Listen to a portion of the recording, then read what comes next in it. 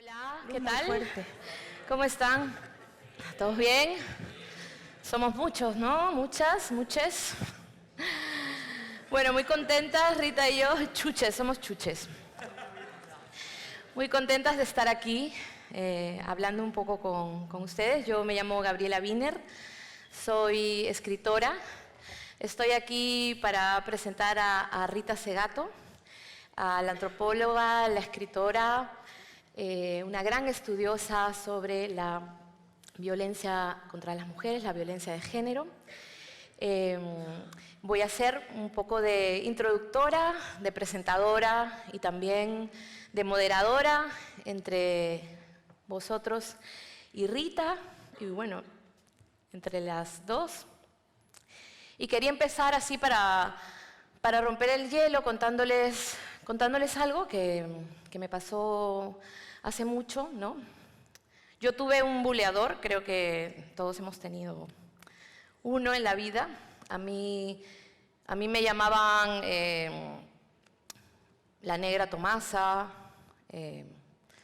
chupetito de brea, igual no se entiende, ¿no? No, es que nunca me dio risa en realidad, pero había gente que se reía, ¿no? También mona, puta, estas cosas estaban en el pack, ¿no? Era un chico siempre el mismo, el que me buscaba, el que me acosaba.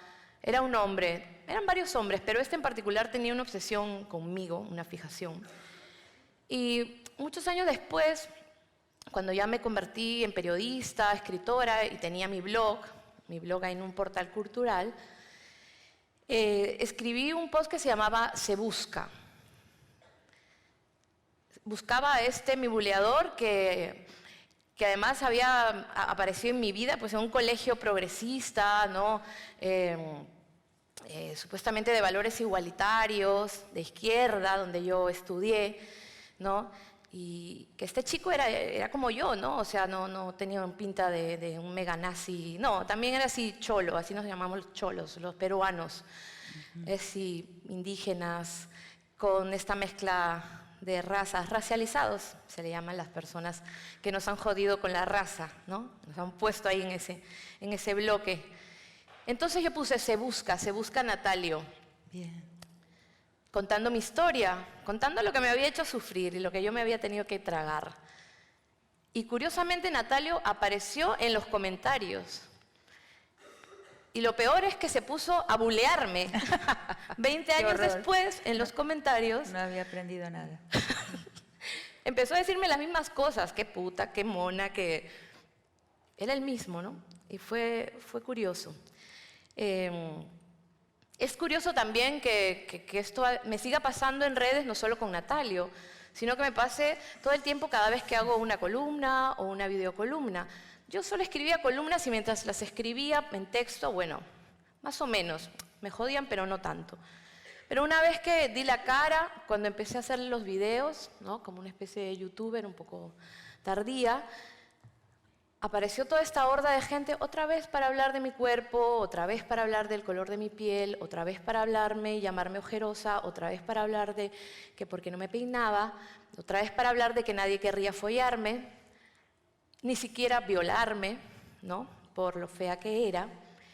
Muchas veces me he visto haciendo, ya saben, estas selecciones de capturas, de pantallazos en mi muro, haciendo como una especie de escultura de la infamia de los mensajes que me dejan todos los días y siguen dejándome, ¿no?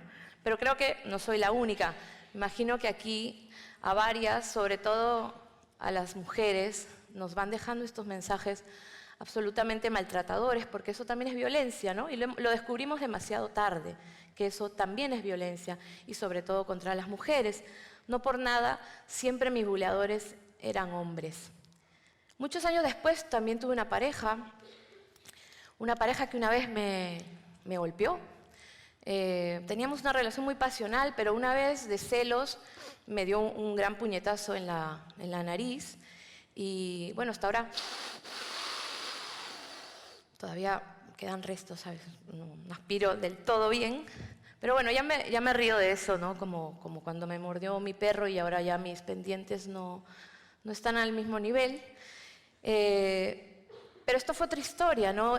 Que yo también a través de la escritura, a veces con un post, a veces con mis redes sociales y a veces con mis libros, intento de alguna manera exorcizar cosas que pueden haber sido dolorosas y que lo siguen siendo, porque esas cosas, como les acabo de enseñar, nunca se borran y siempre te lo recuerdan. Por ejemplo, hace poco escribí un libro que se llama Dicen de mí, que es un libro de entrevistas con gente de mi vida en la que hablan todos sobre mis historias. Yo he escrito sobre todo cosas muy autobiográficas y este fue como un experimento de preguntarles, de lanzarles al mundo preguntas sobre mí. ¿Qué piensa la gente de mí? Una cosa un poco paranoica, pero que busca un encuentro real con la otra persona para hacernos preguntas verdaderas y decirnos cosas verdaderas. Y uno de mis entrevistados fue mi maltratador. Así le llamé, entrevista con mi maltratador. Bueno, cuando yo le planteé aquel puñetazo, ¿no? Y le dije, esto es violencia de género, ¿saben lo que me dijo? Bueno, primero que en ese mail puso entre comillas el puñetazo, ¿no? El puñetazo que te di, ¿no? Así que todo mi relato, el relato de esa entrevista que no se pudo dar, que fracasó, que era una invitación a que él y yo conversáramos de algo que nos pasó cuando éramos muy jóvenes, hace 20 años, y que podíamos compartir y que podíamos revisar qué había pasado con nosotros en ese momento, por qué los celos lo habían empujado a hacerme eso. Él se negó a tener ese diálogo, me acusó de usarlo para mi cruzada feminista, me llamo feminazi, evidentemente, y ahí se acabó la conversación. Para mí todo ese texto habla, ¿no?, de cómo tenemos que quitarles las comillas a ese puñetazo, ¿no? Con el tiempo he descubierto que Natalio, como mi ex, como todos los trolls que nos acosan, no parecen solo querer demostrarnos su parte más despreciable a mí o a nosotras, ¿no? Este odio, ¿no? Sino que parecen demostrar algo también ante el mundo, ¿no? Ante los otros que lo miran o ante ellos mismos, ante otros hombres. Esta ha sido una de las grandes enseñanzas que me ha traído la lectura de los libros de Rita, escucharla hablar, porque mientras la mayoría se dedica a ver qué tenemos nosotras las mujeres, cuál es nuestro problema, qué hay en la condición femenina para que de repente provoquemos esa violencia, Rita se ha estado preguntando por ellos, ¿por qué? ¿No? ¿Por qué ellos? ¿Qué pasa con la condición masculina que parece estar obligada a realizarse una y otra vez, dañando, ¿no?, violando o asesinando mujeres? Parece que eso empieza de una manera primigenia en los primeros años de nuestras vidas. Rita ha desarrollado una idea interesantísima, ¿no? El hombre desde pequeño le ordena que se comporte como hombre, que muestre un tipo de masculinidad agresiva, matona, buleadora. A eso Rita le ha llamado el mandato de la masculinidad y es un concepto fascinante que sirve muchísimo para comprender el mundo, para comprender cómo nos estamos relacionando y me encantaría que Rita pudiera contárselos, comentárselos a todos vosotros. Rita, con ustedes. Qué lindo. Muy linda historia. Bueno, la verdad es que tengo más miedo a 300 adolescentes que a una conferencia que di anoche dicen que había 1000 personas. Es natural, ¿no? Porque, porque he tenido adolescentes en mi casa. No espero, es difícil. Ojalá pueda hacerles útil, que es lo que quiero, ¿no? Ojalá que lo que tengo para contar y para decir les pueda servir para algo ahora u otro día, ¿no? Porque a veces, siempre digo que escribir sobre todo, que es lo que me he pasado haciendo toda la vida, como profesora, he sido docente de la universidad muchos años, más de 30, y ahora soy una jubilada. Es como poner un pergamino en una botella y tirarlo al mar. Uno no sabe a dónde va a llegar. La palabra es así. A veces una palabra que uno pueda decir, y me ha pasado a mí también, receptora de palabras, germina muchísimo tiempo después de oída, cobra algún sentido. Y en general muchas veces, ahora que me acuerdo, me he dado cuenta que solo recordamos, yo por lo menos solo recuerdo lo que no entendí. O sea, lo que en algún momento de alguna conversación o de una clase no entendí, eso es lo que me queda en la memoria, lo pendiente. Entonces es raro, ¿no? Pero mucho tiempo después a veces toma su sentido y germina. Yo quería empezar por preguntarles, ¿no? Para también conocerlo, porque es muy difícil hablar a quien uno no conoce. Yo he hecho esta experiencia en Galicia con jóvenes gallegos, eran muchos menos, eran de una sola escuela secundaria y fue una experiencia maravillosa. Quería preguntarles ¿qué es para ustedes un hombre? O sea, ¿qué es un hombre, no? Que es algo que me he venido preguntando también yo durante mucho tiempo, porque tenemos que entender eso para entender muchos de los daños, o sea, la propia historia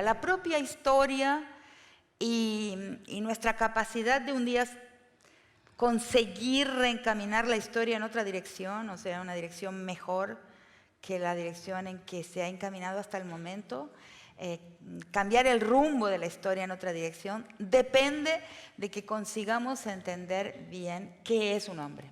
Ajá. Entonces, si quieren contestarme, bienvenidos. Y si no, yo... A ver, por ahí, ¿qué es un hombre para ti? ¿Para ti?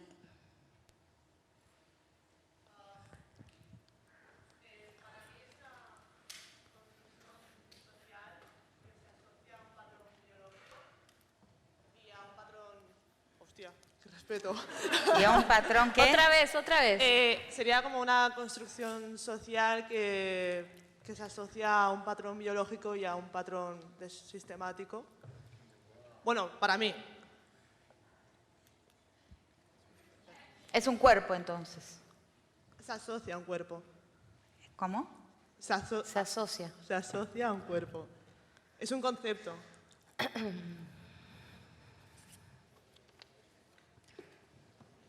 Ajá. ¿Quién más? Para mí, un hombre es aquella persona que adopta aquella expresión de género tanto física como de comportamiento que asociamos a un hombre. Cosas que siempre decimos esto es de chicos, como, no es que lo piense evidentemente, pero cosas que asociamos a hombres como podría ser la fuerza, el fútbol, los deportes en general. Para mí, toda aquella persona que adopta esa expresión de género es un hombre. Por ahí. Pero ningún muchacho, ningún chico sabe lo Es que verdad. lo que es un hombre. A ver si no lo saben ellos.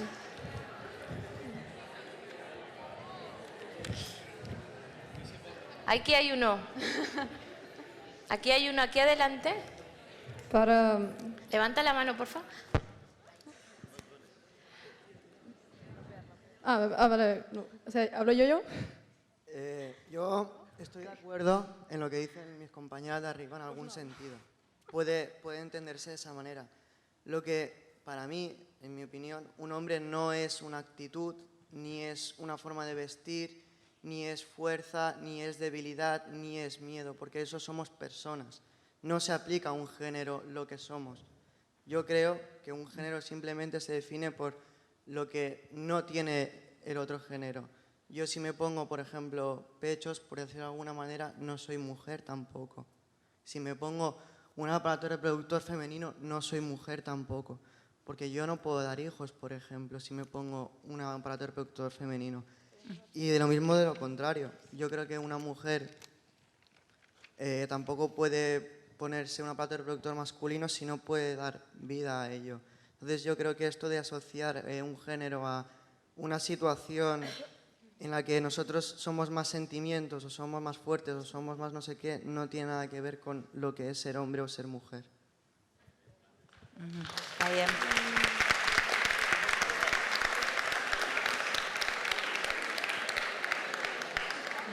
¿Puedo hablar yo ahora? Claro. Perdón. ¿Alguien más? Yo no veo.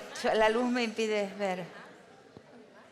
Sí, el problema realmente está ahí, en el ser persona, ¿no? De alguna forma nos vamos dando cuenta de que, porque existe, digamos, un inconsciente colectivo, una opinión pública, una imaginación colectiva, que nuestras reflexiones no llegan fácilmente a tocar ese imaginario colectivo y sus construcciones, sus representaciones sociales que son tan dominantes en todos los mundos, en todas las civilizaciones, ¿no? Y entonces parecería que el tema del ser persona es un tema muy central. Por ejemplo, yo he trabajado varios años con violadores, con presos por el crimen de violación.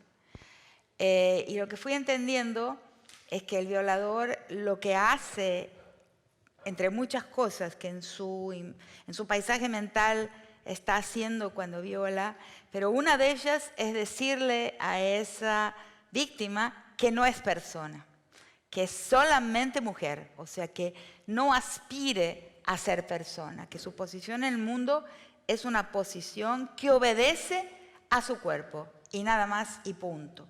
Y el problema de la violación es un problema creciente en la sociedad que está muy lejos de terminar, al contrario, los índices, sobre todo en los campus universitarios, está floreciendo así, como yuyo malo, en Estados Unidos, en toda América Latina. Los casos europeos y españoles los conozco menos, pero digamos, no hemos cancelado con toda nuestra reflexión sobre género, nuestros intentos por desconstruir el género, la sexualidad, no hemos conseguido parar con el fenómeno de la violación. Y entre gente ilustrada, o sea, entre gente que va y que termina y que está en los últimos años, profesores de derecho, por ejemplo, que impresiona porque son sabedores de la ley, o sea, no pueden ya decir que ignoran que la violación es un crimen. Sin embargo, tenemos casos en las universidades de violaciones por profesores. Claro que en fiestas, ¿no? Violaciones a mujeres policías, también el mundo policial, por hombres policías. O sea, ni la ley, ni aquellos que son, digamos, los responsables por la ley, son capaces de parar ese fenómeno que lo que hace en realidad es decirle a esa víctima de ese ataque, de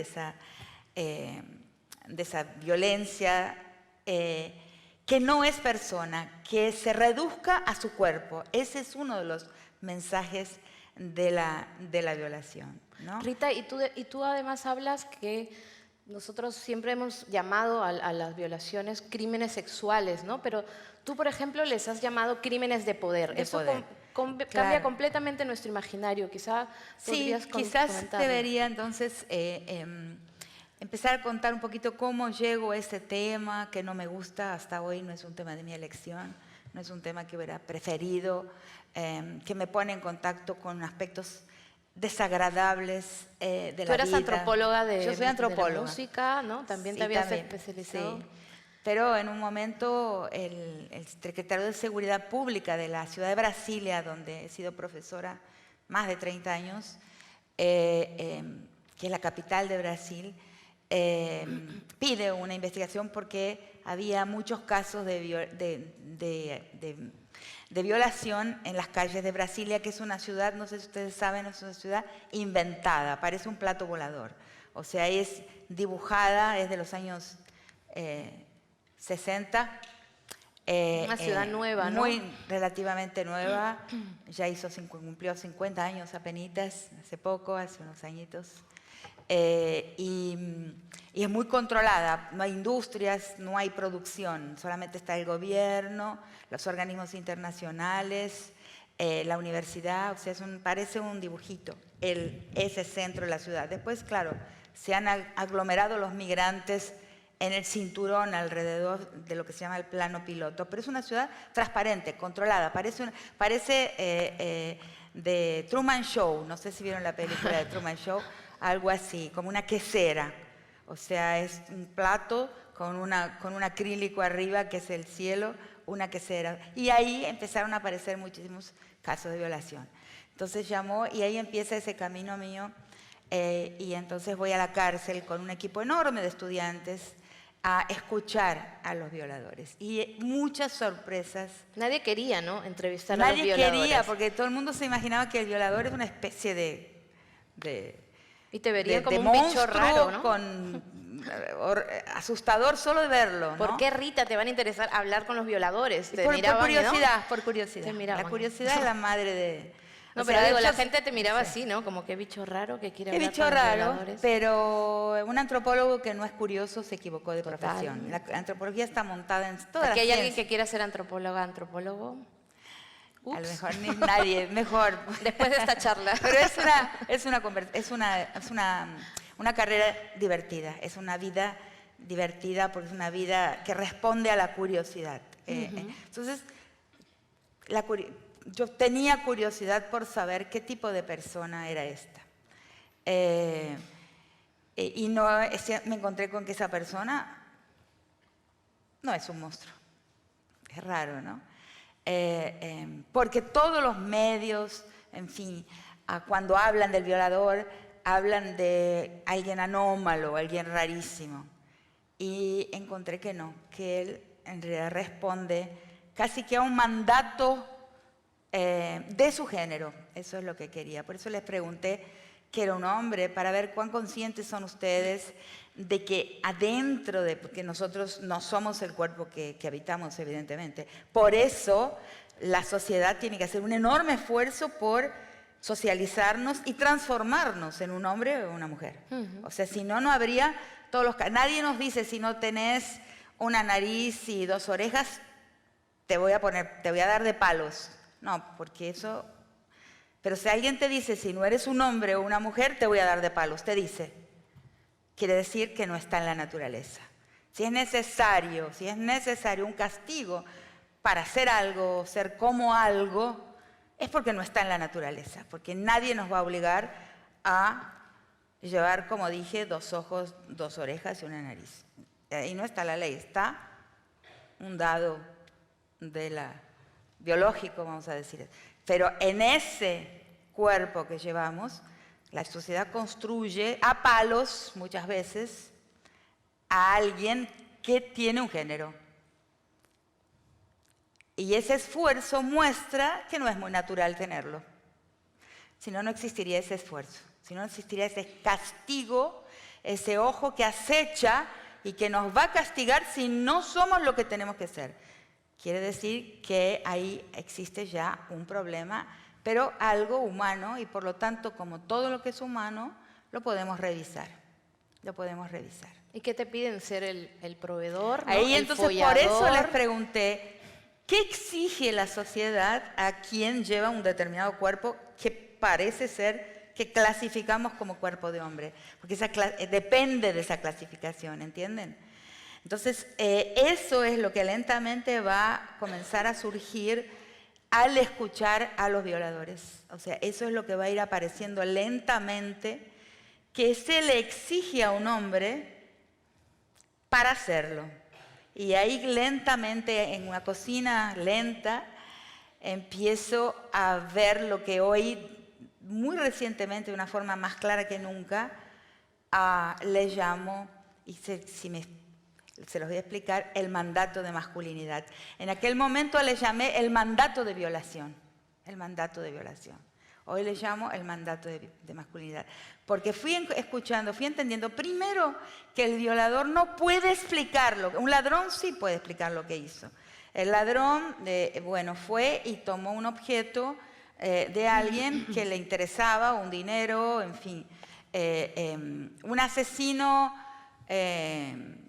por venganza o un asesino a sueldo, como existen también, o, en fin, otros crímenes, quema de archivo, el asesino para quemar una memoria, asesinar a alguien que tiene una información muy importante, eso se llama quema de archivo, también puede explicar, en fin, varios otros tipos de crímenes son más claros a la conciencia del perpetrador, los entiende. Ahora, la violación, repetidamente en las entrevistas que duraron años, y muchos alumnos trabajaron conmigo, era difícil para el propio agresor explicar lo que hizo. Por ejemplo, decía, bueno, yo no sé, porque yo tenía una esposa en casa, tenía varias novias, varias amantes con las que salía también. Con mis amigos iba al burdel los viernes, los sábados a la noche a tomar unos tragos. No sé. Entonces ahí comienza esa idea de que en realidad cuando nos lo muestran a la violación, la muestran como de un gran deseo desatado, inclusive en las guerras, que es lo que estudié después, ¿no? La violación en situaciones de guerra, bélicas. También la explican de la misma forma, ¿no? Los soldados se vuelven locos, desesperados por un cuerpo de mujer. Yo digo, los soldados no se masturban también, obvio que sí, ¿no? Como todo el mundo se masturba, muchísimas, más grandes mayorías. O sea, entonces no es eso, no es como lo pensamos, no es por un deseo desatado, incontenible por acceder a un cuerpo de mujer, ese acceso carnal forzado, ¿no? Hay algo más. Entonces empiezo a escuchar los relatos y me voy dando cuenta que en el paisaje de ese... Primero, que la mayor parte de los violadores no está solo. Eso es una investigación antigua de un psiquiatra en los Estados Unidos. Cuando la encontré, es un momento importantísimo en la comprensión de la violación. En los años 50 él va a ver que la mayor parte de las violaciones, contrariamente a lo que se pensaba, de que el violador es un bicho suelto, un solitario, un loco, un anómalo, un raro, él está en grupo, él está en pandilla, él está en gang. Y cuanto más joven es el violador, y la mayor parte de las violaciones son de personas jóvenes, de hombres jóvenes, más cruel es la violación. Y cuando él está acompañado, físicamente acompañado, más cruel es. Entonces de ahí va saliendo lentamente la idea de que es un acto exhibicionista. O sea, es un acto hecho para alguien que no es la víctima. A la víctima, él le dice, el otro tema que sale también en esas primeras entrevistas y que voy desarrollando mucho después.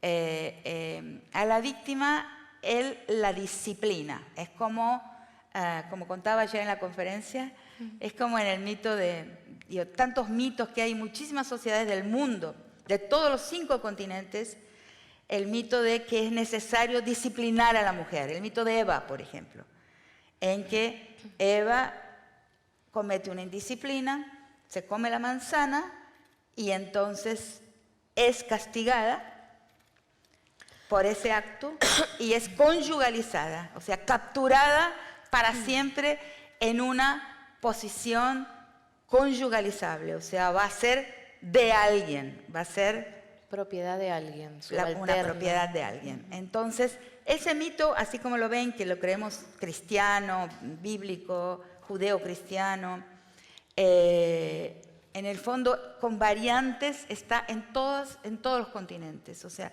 la mujer comete algo que no está bien, por ejemplo, en los Masái, en África, que es un clásico, deja suelto el ganado, ella era la dueña del rebaño, la dueña de los animales.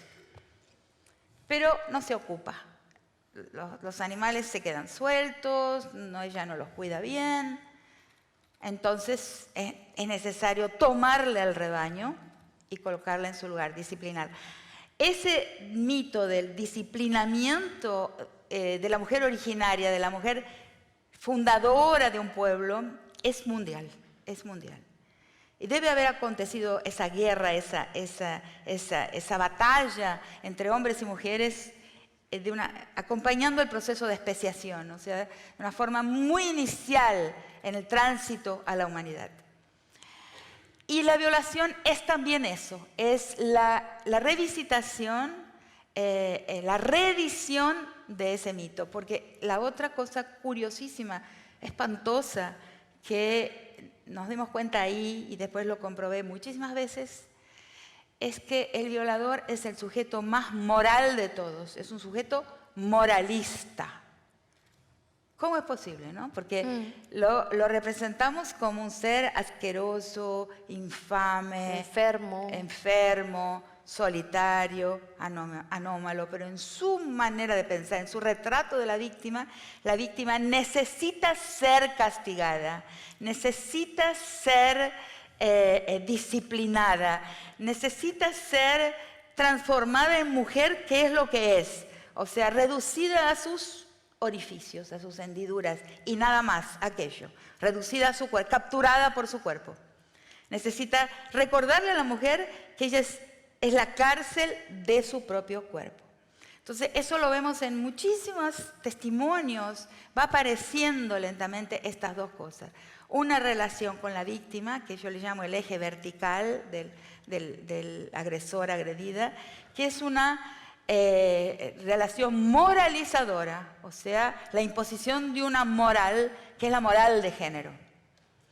Y luego la más importante de las relaciones, que le llamo el eje horizontal, la relación del violador con sus pares, o sea, con su cofradía, con su fratría, con su hermandad masculina a la cual le tiene que mostrar y demostrar que es un hombre. Entonces la masculinidad resulta de esa prueba constante dada a los otros hombres de que soy un hombre, de que consigo retirar un servicio, retirar un valor, retirar una dádiva del cuerpo femenino para, ante los ojos de los otros hombres, ser un hombre. Entonces hay ahí un mandato de crueldad, un mandato de insensibilidad, ¿no? Ahí uno va dándose cuenta que en un montón de situaciones aquel que va a estar en la posición de hombre tiene que mostrarse un poco menos sensible, un poco menos cariñoso, un poco menos insensible al sufrimiento de los otros, alguna forma de desafiar un poco el orden, en fin. Ustedes podrán asociarlo a sus experiencias, pero esta estructura es bastante universal. Y uno va llegando a ella, va llegando a componerla a partir de conversar con los violadores, que están estructurados, son el grado extremo, ¿no? De una estructura que nos atraviesa a todos, absolutamente a todos y todas y todes en un mundo plural de géneros y sexualidades en su infinita variedad, Ay, perdona Rita, ningún caso me parece tan expresivo de lo que estás contando y del mandato de la masculinidad como el caso de la manada, que creo que aquí todas y todos conocemos, ¿no? Totalmente. Una violación grupal que se hace, ¿no? Sí, en pandilla por las calles, ¿no? Típico. Es típico. Que es arquetípico. Es arquetípico. Se comparte además vía chat los videos en otros grupos que también están chicos demostrando allí lo viriles que son, ¿no? A través de fotos. Aquí nos las estamos follando todos a una, ¿no? Qué pasada. En realidad se están follando entre sí. Se están follando entre sí. Eso es lo que sucede en la violación. Es narcisista, o sea, es el gozo, no es un gozo sexual. La sexualidad es otra cosa. Sexualidad es un intercambio entre cuerpos, afectos, es una relación erótica, es una relación. La violación es una relación entre hombres. La víctima es solamente una víctima sacrificada, algo que se usa para construir la violación entre hombres. En el fondo, el violador está reprimiendo una gran ansiedad, un gran deseo de vínculo estrecho y hasta erótico con otros hombres.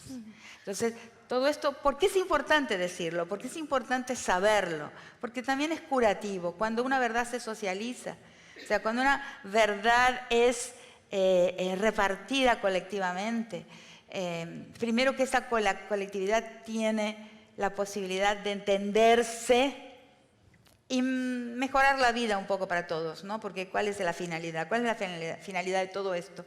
¿Cuál es la finalidad de entender, estudiar, comprender? A ver si podemos mejorar un poquito la vida para todos, para más gentes. Si no para todos, sino para más personas, ¿no? Que más personas puedan ser un poco más felices, ¿no? El saber es para esa es la finalidad del saber y la comprensión, ¿no? Hay un aspecto también del caso de la manada que es, ellos responden, ¿no? Que fue consentido, ¿no? Que bueno, no solamente es por momentos su defensa, ¿no? sino que parece que realmente lo creyeran, ¿no? Que la mujer realmente no la estaban violando, sino que estaba disfrutando. Tienes esas voces de los propios violadores que a lo mejor puedes contrastarlas con otros violadores con los que tuviste que hablar, pero tienes todavía a la institución judicial, ¿no? A los jueces, diciendo, ¿no? Prácticamente que era una peli porno, ¿no? En que se veía a adultos, ¿no? Disfrutando de una situación mientras una mujer estaba completamente inmóvil, ¿no? Recibiendo desde todos los lados. ¿Cómo ves esto? Esto normalmente se ha llamado cultura de la violación, pero sé que tú también tienes otra manera de llamarlo. Bueno, yo no hablo de cultura de la violación, ¿no? Porque cuando usamos la noción de cultura, estabilizamos. Bueno, es una costumbre, ¿no? Eso a mí no es que no se pueda usar esa expresión, pero hay que usarla con cuidado, porque si transformamos algo en una costumbre, ahí lo estamos consagrando también. Bueno, si es una costumbre, bueno, no puede ser tan malo. Por detrás de la idea de costumbre está la idea de que, bueno, la gente usa hacer eso, es un hábito, comportarse así. Es peligrosa la idea de cultura. Como antropóloga he venido a entenderlo y la critico. Yo veo que a una persona el argumento de que la víctima no se defendió contradice completamente el sentido común. Porque la víctima en esa situación sabe que si se defiende de 5 personas que parecen enloquecidas, va a morir. O sea, va a morir o va a sufrir heridas y agresiones físicas mucho más contundentes. Entonces, ¿cómo se puede defender? Una mujer que además podría estar un poco ebria porque fue a una fiesta, quién sabe, y tiene el derecho, ¿no? De haber ido a una fiesta, de haberse tomado unos tragos, no sé, no conozco esos detalles, pero no importa. ¿Cómo se va a defender de 5 hombres entre los cuales hay policías, por ejemplo, gente con una musculatura importante? No puede defenderse, no podrá hacerlo. O sea, porque ahí correrá un riesgo muchísimo mayor. Entonces, como argumento, es un argumento que agrede la inteligencia de la sociedad, agrede la inteligencia de todos nosotros. Cuando lo leí pensé, esta gente se está burlando de mí, diciendo que esa víctima debería haberse defendido. ¿Qué? ¿Con el suicidio? Le quedaba morir posiblemente, o quedar parapléjica o tetrapléjica, tener el cuello roto. O sea, primero la vida, ¿no? Primero la vida. Pero luego, ¿cómo nos defendemos, no? Finalmente, creo que todo la defensa es para muchas cosas. Les voy a contar una pequeña historia que me muestra a mí cómo la conversación con los públicos, la conversación con las audiencias, en varias situaciones me ha llevado a pensar más y mejor de lo que ya pensaba. O sea, yo creo mucho hoy en el pensar en conversación, en el pensar conversando. Estaba yo en un lugar violentísimo, no sé, ¿hay alguna colombiana o colombiano aquí presente? No veo nada, es imposible ver hasta allá, así que no.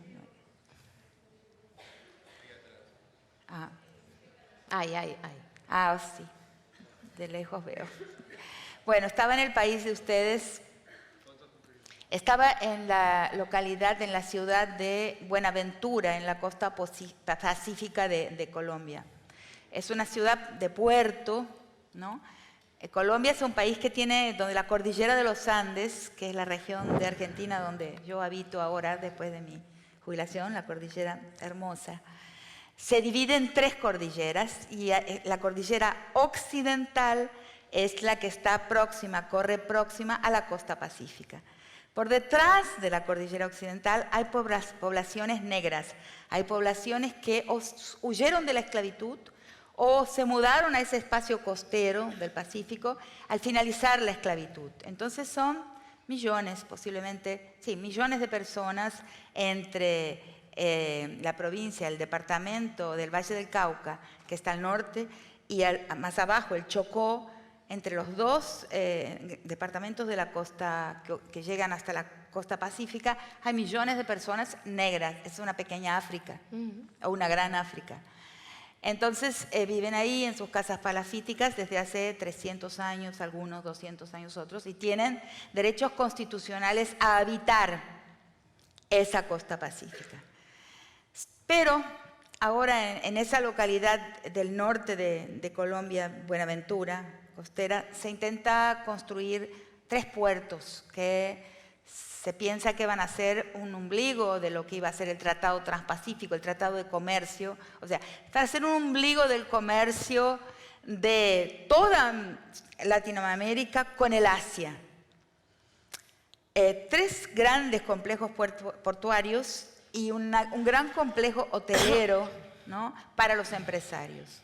¿Cómo hacen para construirlo? Si está ocupado ese espacio y sus ocupantes tienen derechos comunales por la Constitución. O sea, ¿cómo hacer que esta gente que no puede vender sus terrenos porque tienen derechos a poblarlos y son posesiones comunitarias? ¿Cómo se hace para que salgan de allí? Y la respuesta es clara. Hacen por medio de la violencia, de una tremenda y truculencia, violencia que tiene formas de crueldad extrema. Por ejemplo, hay espacios que se llaman picaderos, donde se pican cuerpos. O sea, es la toma del territorio por medio del susto.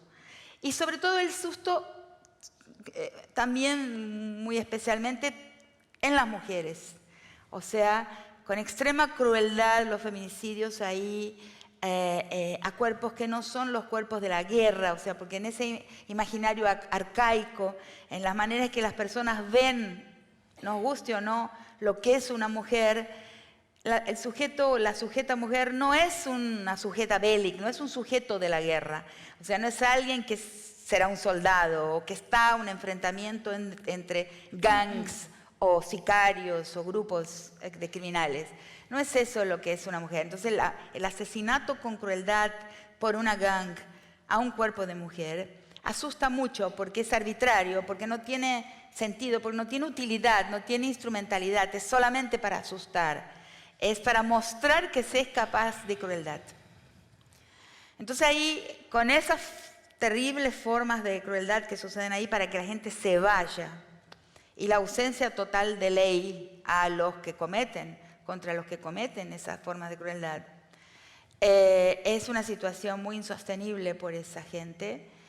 Y me preguntaron, estaba hablando en unas jornadas, y una chica, una muchacha del público, me pregunta, pero profesora, ¿cómo paramos esta guerra? Que no se puede parar con un pacto, con un acuerdo de paz, con un armisticio, no se puede parar de formas legales.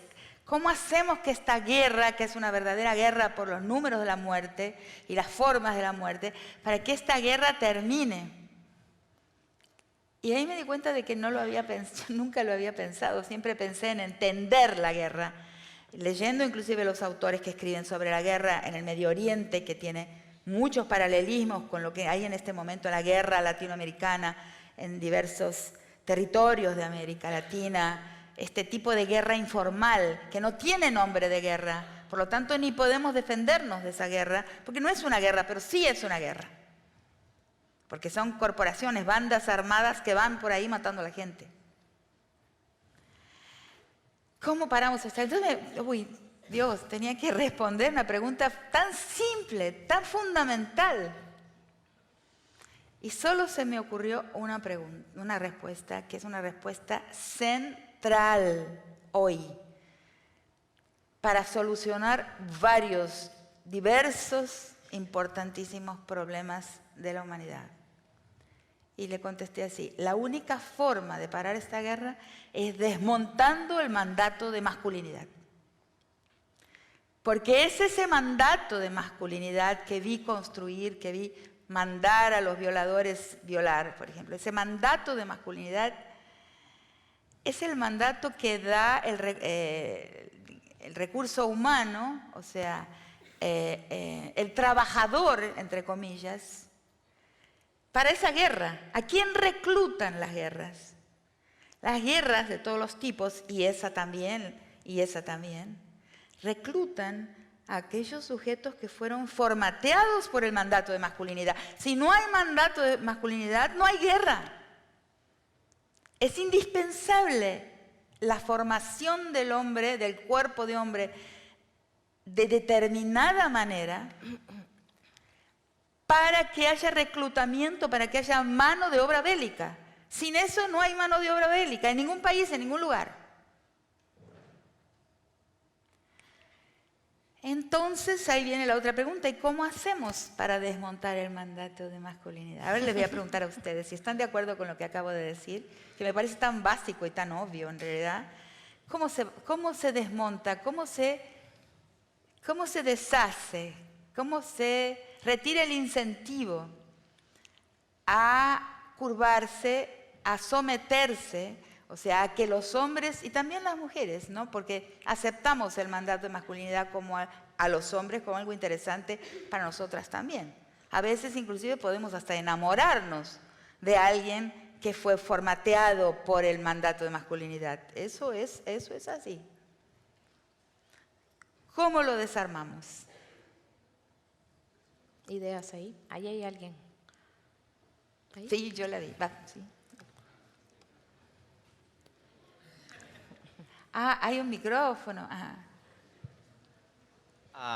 Yo creo que se haría dejando de atribuir X conceptos a un género o al otro. O sea, si tú dejas de enseñar a un hombre a ser hombre, Claro. si le enseñas, no sé, que tenga sus gustos, que sea él mismo, exacto, que sea una persona, no va a tener la obligación de sentirse hombre o de Claro. demostrarlo.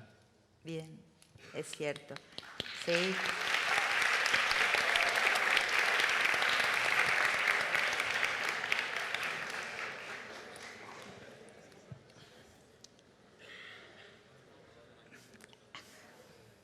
¿Alguien más? No veo yo.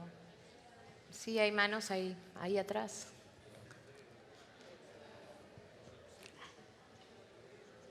Yo considero que se podría es? hacer, Hay varias manos ahí. que se podría hacer mediante la educación que recibimos, porque considero que si tú enseñas a ser ese tipo de persona, esa persona le va a enseñar a su hijo que tiene que ser ese tipo de persona y así se va a ir formando cada vez más. La educación. Cierto. La persona aparece siempre, ¿no? Persona. Ser persona.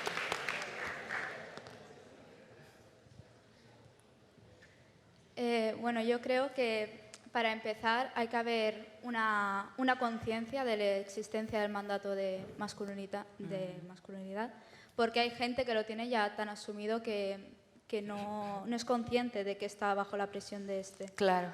Y claro, después de que prácticamente la sociedad sea consciente de este, pues hacer lo contrario de lo que dice. Si el mandato te dice que tú tienes que ser así y porque sí, porque eres un hombre en este caso, pues dejar libertad a las personas para ser como quieran y que no tengan que seguir unas pautas, porque eso es lo que le quita libertad a las personas, no tanto a los hombres y después ya a las mujeres por estar debajo de la presión de este mandato.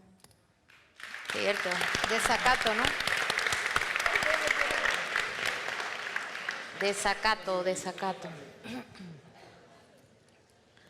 Yo creo que el mandato de masculinidad básicamente se rompe deconstruyendo el concepto de género que tenemos y mejorando los referentes culturales que tenemos desde el principio, como por ejemplo pueden ser los cómics de superhéroes. El hecho de que haya 10 superhéroes que son hombres grandes, fuertes, valientes y una mujer que vale, sí es fuerte, pero es pequeña y necesita la ayuda de un hombre, todo esto crea el mandato de masculinidad. Y eliminando este concepto y deconstruyendo el género es de la única manera que conseguiremos acabar con esto.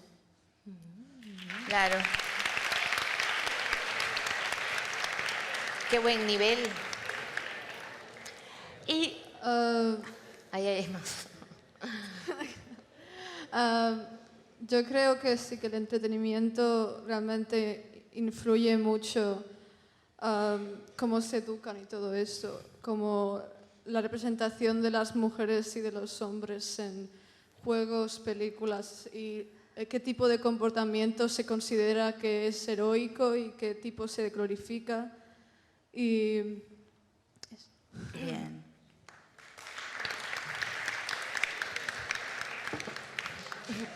Entonces la pregunta que les hago es, ¿y por qué no lo conseguimos? Porque en realidad muchas de las cosas que fueron dichas aquí, el feminismo lo vino diciendo ya desde los años 60.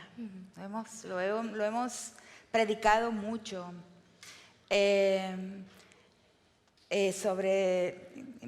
Importante lo de los modelos, las formas de heroísmo, o sea, la deconstrucción de la determinación biológica acompaña el pensamiento feminista desde el primer momento, desde los años 60. Lo que han dicho ustedes es muy importante en el sentido de esos modelos, los medios, las películas, las historias, el entretenimiento. ¿Qué nos impide hacerlo? O sea, ¿dónde están las barreras, los obstáculos, las conspiraciones? Todo lo que conspira con que consigamos entenderlo así, consigamos hacer los cambios que estamos diciendo acá, casi todos los que hablaron prácticamente. ¿Qué es lo que bloquea ese camino? Tanto en Oriente como en Occidente. O sea,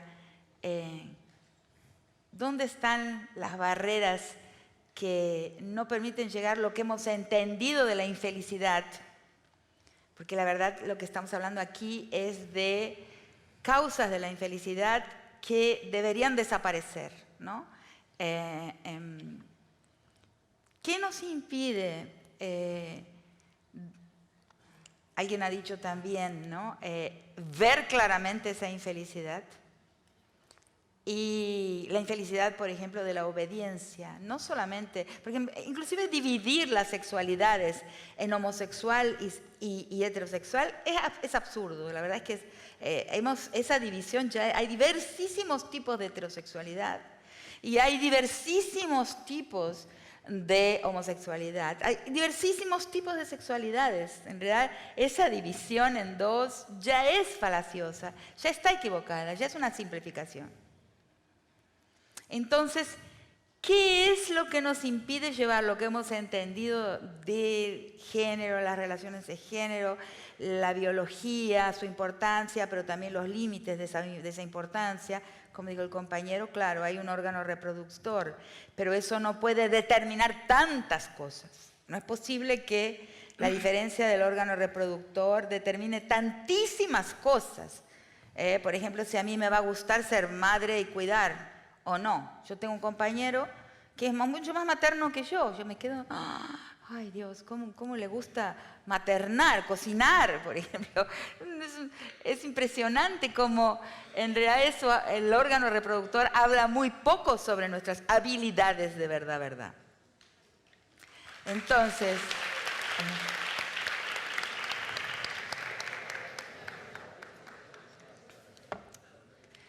¿cómo hacer para eso que entendemos llegue a destino y cambie el mundo? Porque si el mundo cambia ahí, yo estoy convencida que cambia la historia, que la historia es reconducida en una dirección mejor. Si entendemos que es necesario transformar lo que nos hace infelices, lo que nos encarcela, lo que nos enyesa, lo que nos retira libertad para ser persona, porque al final lo que somos todos es persona, justamente por una razón de mi vida particular, personal, que, bueno, uno siempre tiene un prurito, ¿no? Un escrúpulo en hablar, ¿no? Yo soy hija única de una madre que me crió para que sea un cerebro. O sea, el día que me casé no sabía si un huevo frito se hacía con agua o con aceite, y me tuve que casar por razón de papeles. Era una época de la dictadura en Argentina y tenía que, en fin, hacer un trabajo con un muchacho con el que convivía. Pero necesitamos los papeles para poder ir a hacer una investigación de campo en Brasil. Él era brasilero, yo argentina. Entonces, por eso nos casamos.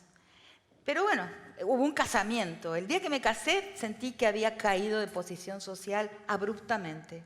Curioso. Una sensación física rarísima. Fuimos al supermercado Y ahí, ¿qué es lo primero que las personas que se casan hacen en realidad, ¿no? Una de las primeras cosas consiste en ir de compras. Y entonces ahí yo vi una cosa verde, la agarré y la señora que estaba al lado le digo, señora, ¿cómo se prepara esto? Y, señora, me dice, es una lechuga. No sabía ni eso. O sea, yo nunca, mi madre, que me dejó entrar en la cocina, me dejó saber qué es ir al mercado, siquiera nunca había comprado un pan.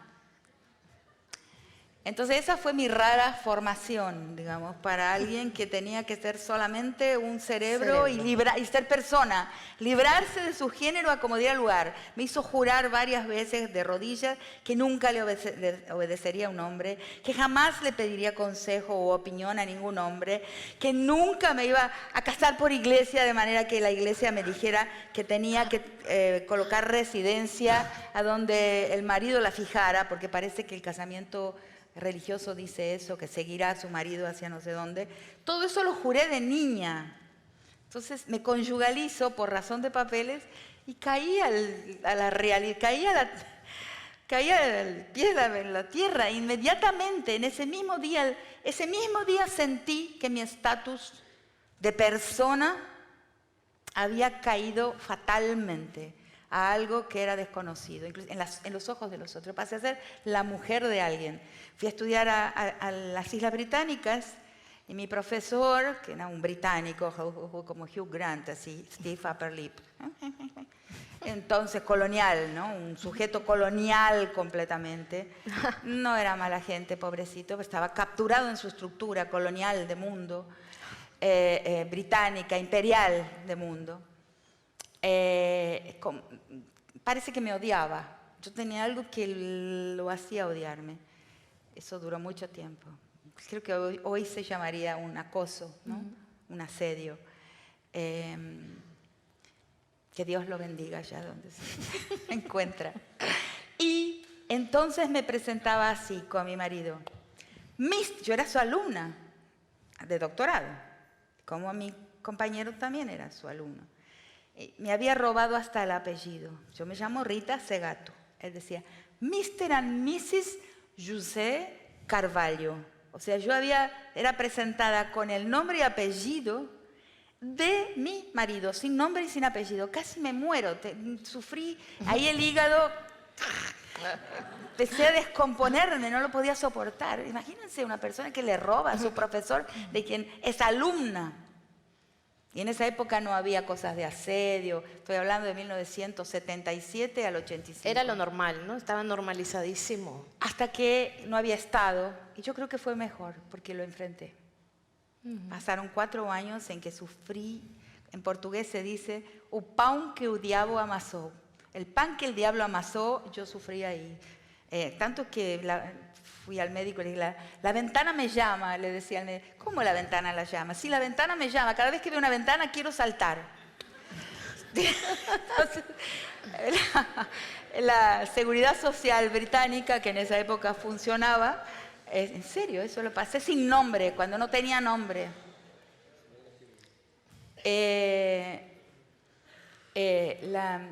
Me puso una psicóloga, sí, ahí sobreviví. Pero entonces, como no había ningún otro camino, un día me presenté adelante de él, ya la última forma de sobrevivencia. Y le dije de todo. Le dije, yo me voy a ir de aquí y nunca diré que usted fue mi profesor. Ha perdido esa categoría. Fue un momento crucial, no sé por qué me acordé ahora de contar eso. Bueno, pero eso qué quería decirles. Entonces, cuando uno se casa, uno pierde una parte de estatus y de dominio sobre sí misma. A mí me pasó, yo sé que es así. Entonces, pero ese ser para la conyugalidad es algo que es fundado. Yo creo que el Occidente está intentando desmontarlo. La pregunta que les hice es la siguiente. ¿Por qué no conseguimos? ¿Por qué no conseguimos desmontar el mandato de masculinidad, el mandato de conyugalidad?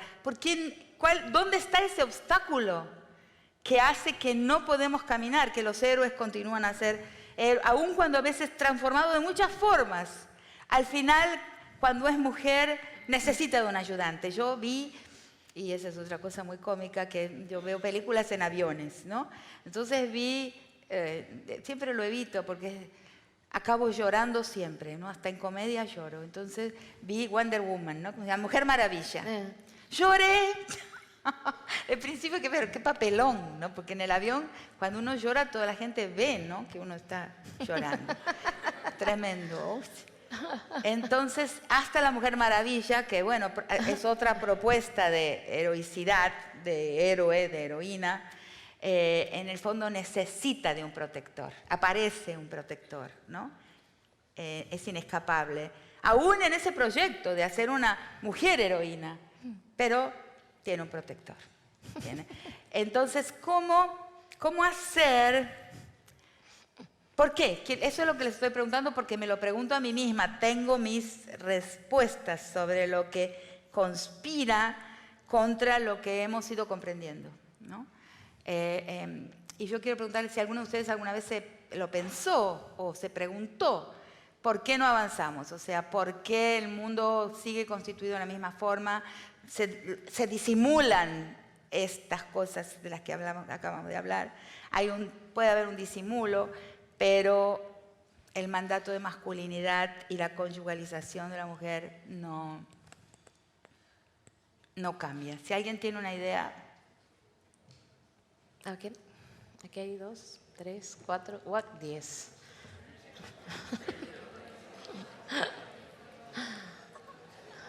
Qué pena que no veo. En un ratito abrimos las preguntas para que ellos te pregunten. Sí, ahora estoy preguntando yo. Sí. Yo creo que si el mandato de masculinidad no desaparece es porque a los hombres, no a todos, ya les gusta ese poder que tienen, aunque sea malo. Y tienen miedo a lo nuevo y a perderlo. Y como que ya viene de hace mucho la cultura, la religión y todo, pues es muy difícil que cambie. Y lo ven también como algo malo, que dejen de tener, que tengan los mismos derechos que alguien otro que creen que es inferior, pues lo ven muy malo, aunque no sea así. Y por eso creo que tienen miedo de perderlo.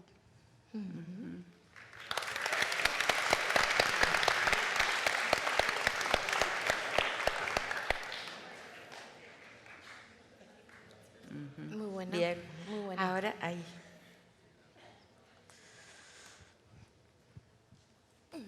Que yo creo que esto no cambia porque, como bien ella ha dicho, son seres de costumbres, somos seres de costumbres y ya les va bien tener este poder. Y si no eres hombre, otro poder que también te permite tener beneficios y privilegios, sobre todo, es el dinero, porque vivimos en una sociedad capitalista. Entonces, como no nos podemos permitir tener el dinero y estamos divididos en tantas clases y hay tanta diferencia, pues no les queda otra que aferrarse a ese sentido, al patriarcado.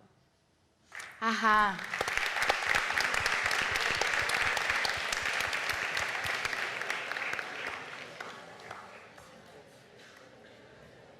Muy bien, ¿no? Muy bien. Muy buen nivel. Creo que, bueno, desde mi punto de vista, aparte de que es una sociedad capitalista, es como una necesidad que tenemos, como dice la señora Rita, que los hombres son los primeros que necesitan demostrarse entre ellos que son hombres, Claro. que se categorizan entre ellos que son hombres. Entonces, luego de que entre ellos se han demostrado que son hombres, necesitan ya, como por decirlo, yo ya demostré que soy hombre a un hombre. Entonces ahora yo necesito, aparte, demostrárselo a una mujer, a alguien que es diferente a mí, a que no ha sido sometido a la presión que yo he sido. Entonces, después de haber sido sometido, como dice usted, el matrimonio, entonces ya las mujeres nos dicen desde la enseñanza, tu lugar es la cocina, tenés que ser primero esposa, de ahí madre, y de ahí, o sea, tu esposo es lo primero. Incluso hay mujeres que desatienden a sus hijos. Eso es como la necesidad que tenemos de que alguien nos lidere, porque ha sido así desde el principio, como el ejemplo de Adán y Eva. Primero nació Adán y el hombre era el hombre que tenía que hacer, el que estaba, se le había dispuesto todo. Y luego aparece Eva para que no se sienta sola. Entonces, desde ese momento, desde la iglesia, se da a entender que la mujer nace para cumplir las necesidades que tiene el hombre. Entonces es como una necesidad de que, por ejemplo, cuando de Wonder Woman, que dice que tiene la necesidad de un protector a pesar de que tiene la capacidad de protegerse a sí misma. Entonces es una necesidad que nace desde nosotros mismos y que nosotros decidimos cuánto nos afecta. Exacto. Bien.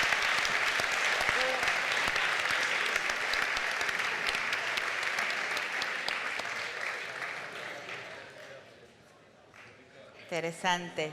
¿Hay alguien más? Porque no veo allá. Sí, allí. Hola. Ostras, el micro impone un montón. Bueno, yo lo que quería decir es que, según mi punto de vista, uno de los mayores problemas es la gente mayor.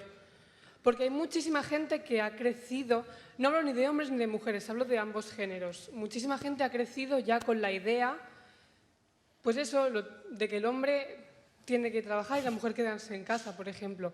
Mi abuela es una persona que ha crecido con esa idea en la cabeza y que me ha llegado a decir a mí, ¿dónde vas así vestida? Te quejarás de que te violen. Y a mí eso me hace darme cuenta de que si la sociedad no cambia es porque hay gente que tiene tan inculcada en la cabeza ese tipo de educación que le dieron que va a ser imposible cambiarlo ya. Por eso creo que lo más importante es cambiarlo desde que son pequeños los niños, desde que un niño tiene la posibilidad de convivir con otras personas, hay que enseñarle los valores correctos, hay que enseñarle a respetar a los demás y a... no sé, ¿qué más? No sé. Tenemos que morirnos ya. ¿Por qué? ¿Por qué? No, hay que hacer el relevo. No, porque dice, el problema son los mayores, no me refería a eso, me refería a que por mucho que intentemos cambiar las mentalidades de la gente, no todo el mundo tiene la mente abierta. No quería decir que... Que sí, que es broma.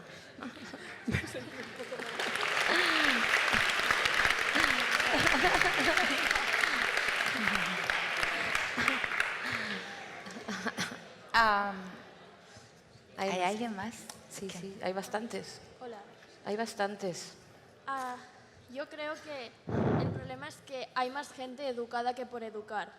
Y los que ya estamos educados nos han educado de esta forma, porque quien está al mando no le interesa que nos deconstruyamos. Entonces, hasta que no llegue al mando real, a ese lugar donde controlan todo, hasta que no llegue esa persona que realmente decida cambiar las cosas, no va a cambiar nada, porque quien nos está educando es alguien que no le interesa. Claro.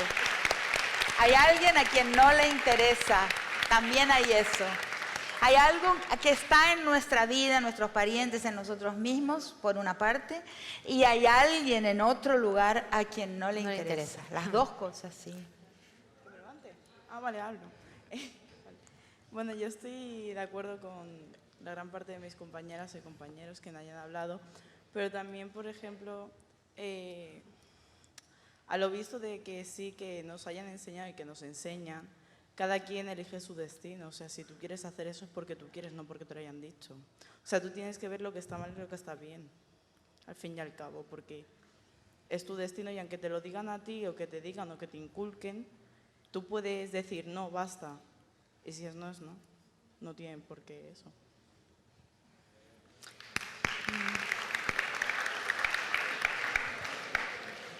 Pero el sentirse libre es un privilegio de pocos. Es un privilegio. La mayor parte de las personas ni se le ocurre pensar que son libres. La verdad es esa. Bueno, yo creo que cuando no se realiza el cambio es por miedo, por miedo a las consecuencias de ese cambio, por ejemplo. O sea, si yo soy hombre y cambian las cosas, si no hay ese mandato de masculinidad, ¿me harán lo mismo a mí? O sea, ¿seré yo inferior, seré yo superior? Que en verdad no es así, pero como partes de esos privilegios, pues es el miedo a qué puede pasar después. Y quedarse con las mismas pautas, pues es como quedarse como siempre y yo voy a estar así y estoy bien. Y claro, es que no sabes lo que va a pasar después, si va a ser peor para ti. O sea, todo está regido por el miedo al cambio. Sí. Claro, sí.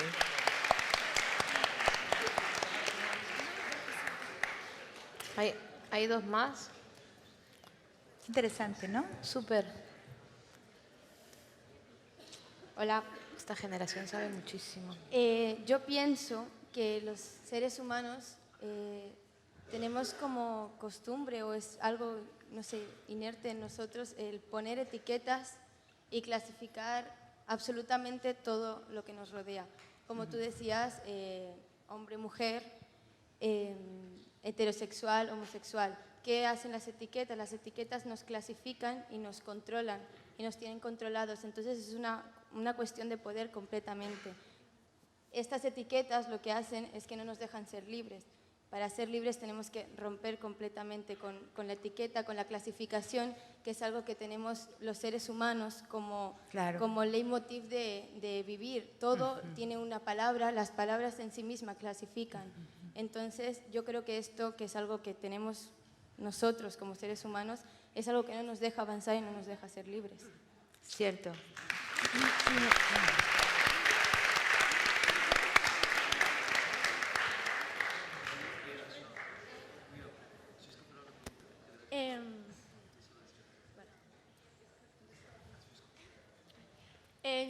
Yo creo que es difícil conseguir este cambio, ya que la sociedad está basada bastante binariamente. ¿Dónde es? Eso, que la sociedad está basada bastante binariamente. Y es lo que decía antes, que hay bastante miedo al cambio, no saber qué pasará si tal mandato se deshace, si los hombres y las mujeres están al mismo nivel, no hay tanta violencia. Creo que es bastante difícil conseguir eso también por gente que hay en el poder, que no le interesa que tal igualdad y tal violencia desaparezca porque no van a saber cómo gestionar todo eso. Claro.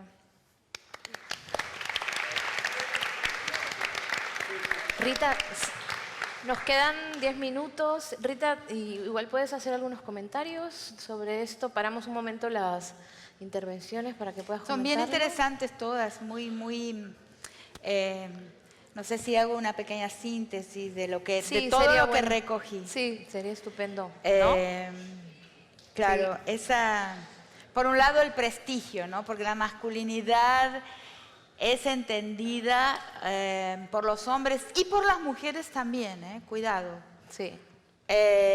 Como una posición prestigiosa, es un estatus. En realidad, la posición masculina es un estatus, está construida así a nuestros ojos. Y es un estatus de tal forma que a aquellos que pueden pretender obtener ese estatus, tienen que hacer una serie muy grande de sacrificios para colocarse en esa posición de prestigio.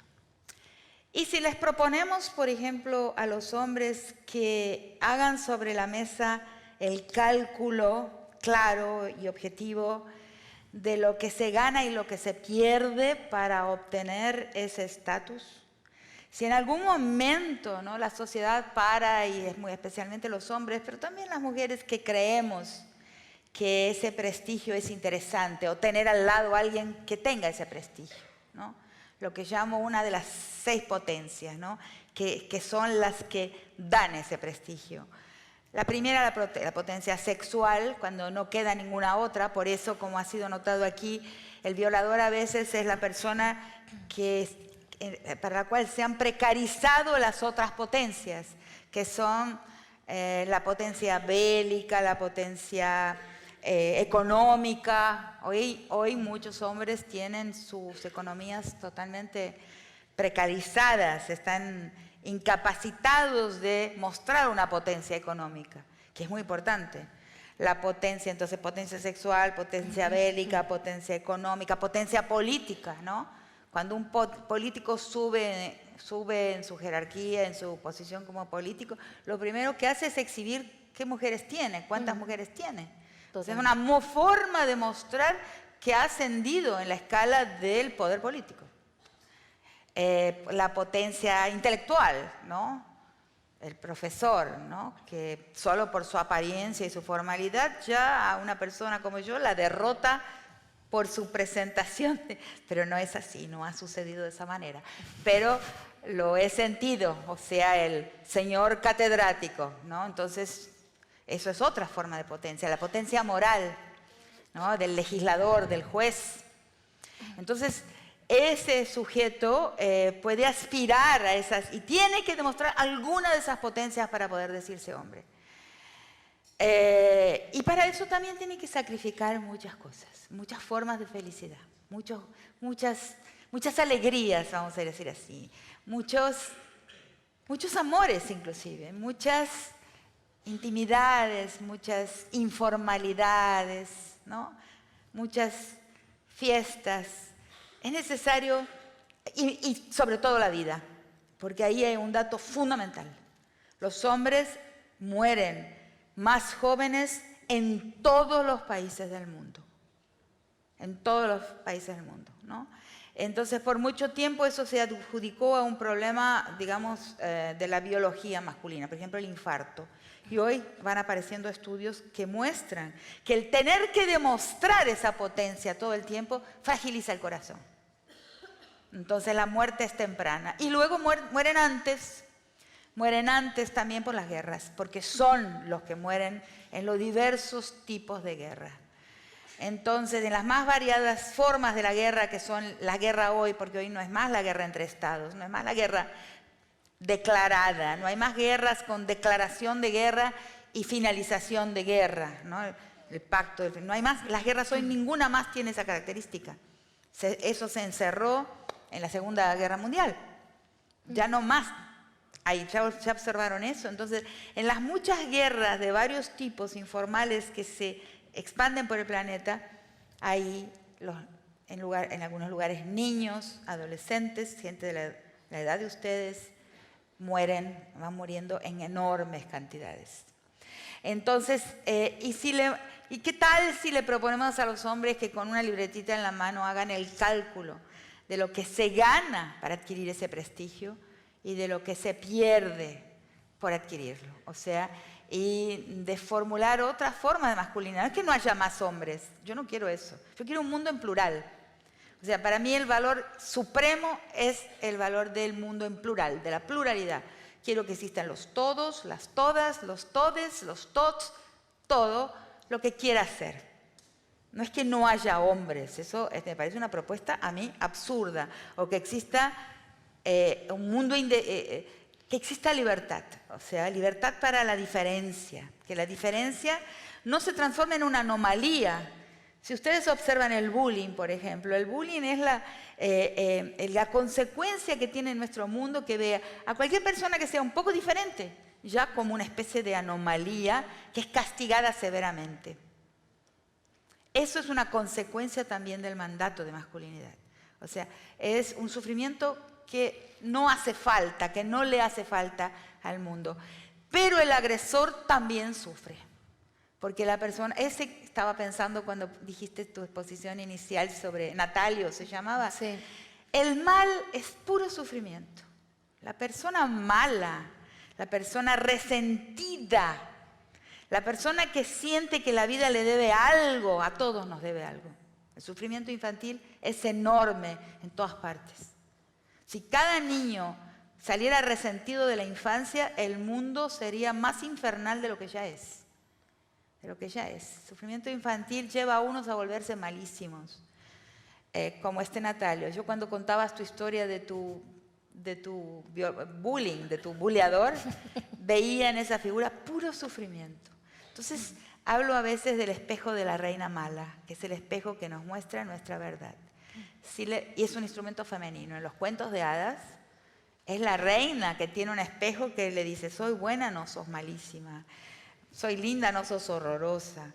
es un espejo, ese espejo es un instrumento central de la vida. Que los hombres tienen menos, no lo tienen, por eso en los cuentos no hay ningún rey que tenga el espejito de la reina mala, ningún príncipe que tenga, porque es un instrumento femenino. Nosotros las mujeres nos miramos más, somos más capaces de la autocrítica.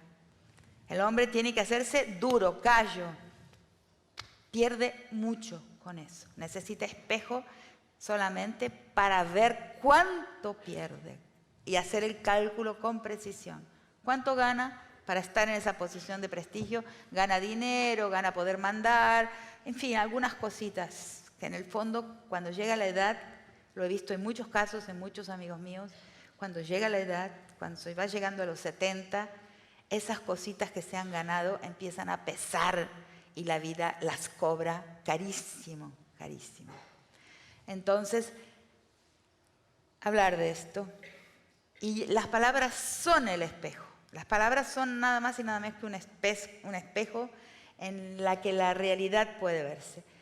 Y intentar mostrar que quizás ese prestigio no valga la pena. Pero ahí tenemos el otro enemigo, rápidamente, porque quisiera escuchar sus preguntas si las hay. El otro enemigo es que alguien en algún lugar, y eso en este momento lo vemos clarísimo con la cuestión de la ideología de género, alguien en algún lugar no quiere que nos volvamos conscientes de todo esto que estamos hablando acá.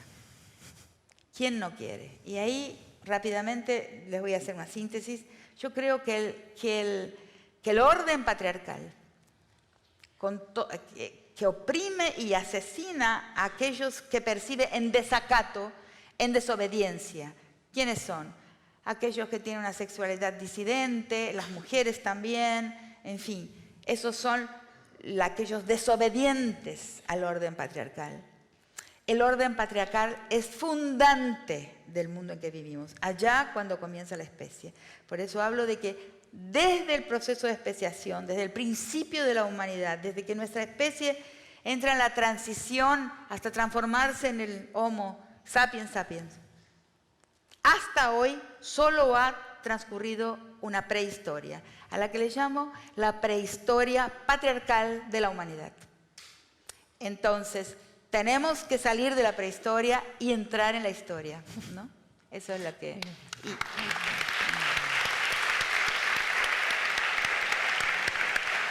Bueno, creo que nos queda tiempo apenas para un par de preguntas, entonces, para una sola pregunta, lo siento, alguien que ya haya hablado, entonces, que no haya hablado, una nueva o nuevo que ahí quiera hablar. Ahí tienes tu oportunidad, que él. Él ya habló. No, pero ya estaba con la mano levantada ya, ok. En la fase anterior y no lo vimos. Tu pregunta entonces, final. ¿Sí? ¿Era él? ¿No? De la quinta fila hacia allá no veo nada. Está aquí.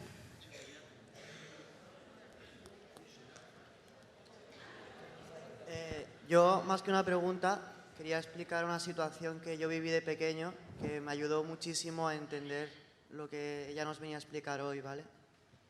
Estaba en primero de primaria, éramos todos niños muy pequeños, ¿no? Y teníamos una profesora que se estaba a punto de jubilar ya. Era el último año que teníamos esa profesora y antes de irse el último día nos dijo: os voy a hacer el examen más difícil de vuestras vidas. Nosotros éramos pequeñitos y todos asustados. Nos va a poner un montón de preguntas, un examen de mates, no sé qué, no sé cuántos. Y solo nos hizo una sola pregunta en un papel y nos dijo: apuntad quiénes sois. ¿Quiénes sois? Qué lindo. Bueno, una verdad. Solamente hubieron 2 personas que pudieron apuntar algo en ese papel. Una de esas fui yo y otra, una compañera mía, que es muy buena persona. Yo lo que apunté en ese papel solamente fue una palabra, que fue todo. Y mi compañera, aunque parezca que estoy de coña, puso nada. ¿Vale? Entonces, ¡qué bárbaro! A mí me preguntó mi profesora, fantástico, ¿por qué has puesto todo?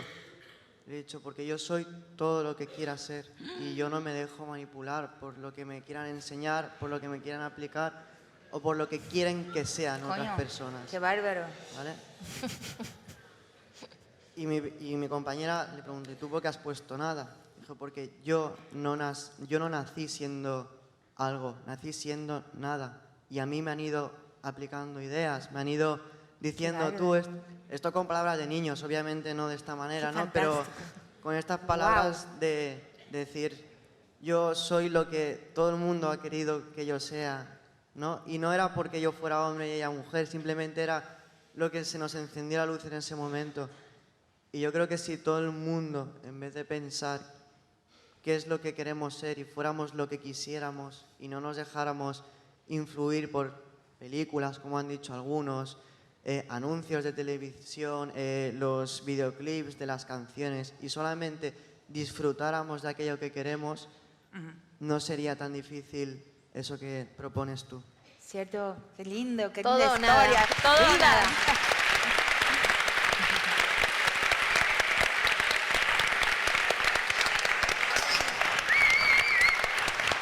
Qué linda historia, ¿eh? Lindo. Que somos todo o nada. Qué divino. Somos todo o nada. Muchísimas gracias por participar. Gracias, Rita, gracias. Me emociono.